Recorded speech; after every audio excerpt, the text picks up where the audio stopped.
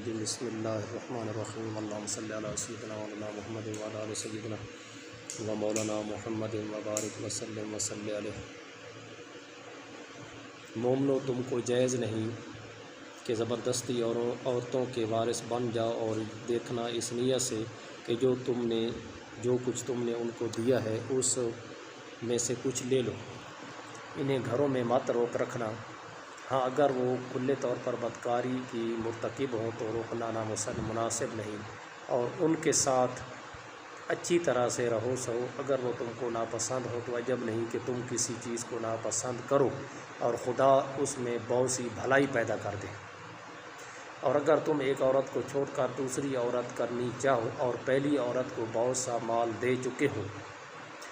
تو اس میں سے کچھ مت لینا، بھلا تم ناجائز طور پر اور صریح ظلم سے اپنا مال اس سے واپس لوگے؟ اور تم دیا ہوا مال کیوں کر واپس لے سکتے ہو جب کہ تم ایک دوسرے کے ساتھ صحبت کر چکے ہو اور وہ تم سے عہد وثاق بھی لے چکی ہے۔ اور جن عورتوں سے تمہارے باپ نے نکاح کیا ہو ان سے نکاح نہ کرنا مگر جاہلیت میں جو ہو چکا سو ہو چکا۔ یہ نہایت بے حیائی اور خدا کی ناخوشی کی بات تھی اور بہت برا دستور تھا۔ تم پر تمہاری مائیں اور بیٹیاں اور بہنیں اور پھوپھیاں اور خالائیں اور بھتیجیاں اور بھانجیاں اور وہ مائیں جنہوں نے تم کو دودھ پلایا ہو اور رضاعی بہنیں اور ساسیں حرام کر دی گئی ہیں، اور جن عورتوں سے تم مباشرت کر چکے ہو ان کی لڑکیاں جنہیں تم پرورش کرتے ہو وہ بھی تم پر حرام ہیں۔ ہاں اگر ان کے ساتھ تم نے مباشرت نہ کی ہو تو ان کی لڑکیوں کے ساتھ نکاح کر لینے میں تم پر کچھ گناہ نہیں، اور تمہارے صلبی بیٹوں کی عورتیں بھی اور دو بہنوں کا اکٹھا کرنا بھی حرام ہے، مگر جو ہو چکا سو ہو چکا، بے شک خدا بخشنے والا اور رحم والا ہے۔ اور شوہر والی عورتیں بھی تم پر حرام ہیں مگر وہ جو اسیر ہو کر لونڈیوں کے طور پر تمہارے قبضے میں آ جائیں۔ یہ حکم خدا نے تم کو لکھ دیا ہے، اور ان محرمات کے سوا اور عورتیں تم کو حلال ہیں، اس طرح سے کہ مال خرچ کر کے ان سے نکاح کر لو، بشرطے کہ نکاح سے مقصود عفت قائم رکھنا ہو، نہ شہوت رانی۔ تو جن عورتوں سے تم فائدہ حاصل کرو ان کا مہر جو مقرر کیا ہو ادا کر دو، اور اگر مقرر کرنے کے بعد آپس کی رضامندی سے مہر میں کمی بیشی کر لو تو تم پر کچھ گناہ نہیں، بے شک خدا سب کچھ جاننے والا اور حکمت والا ہے۔ اور جو شخص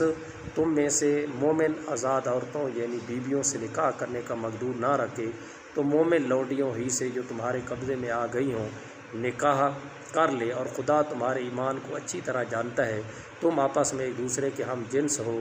تو ان لونڈیوں کے ساتھ ان کے مالکوں سے اجازت حاصل کر کے نکاح کر لو، اور دستور کے مطابق ان کا مہر بھی ادا کر دو، بشرطے کہ عفیفہ ہوں، نہ ایسی کہ کھلم کھلا بدکاری کریں اور نہ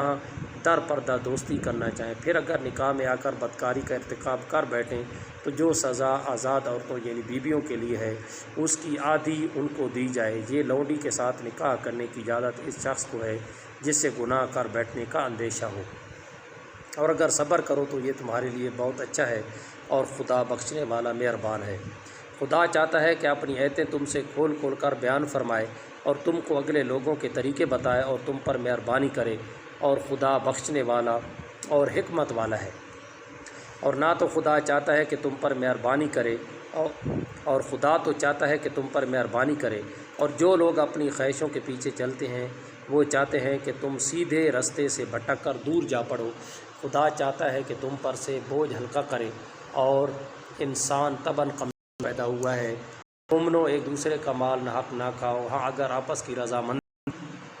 سے تجارت کا لین دین ہو اور اس سے یہ مالی فائدہ حاصل ہو جائے تو وہ جائز ہے، اور اپنے آپ کو ہلاک نہ کرو، کچھ شک نہیں کہ خدا تم پر مہربان ہے۔ اور جو تعدی اور ظلم سے ایسا کرے گا ہم اس کو عنقریب جہنم میں داخل کریں گے، اور یہ خدا کو آسان ہے۔ اگر تم بڑے بڑے گناہوں سے جن سے تم کو منع کیا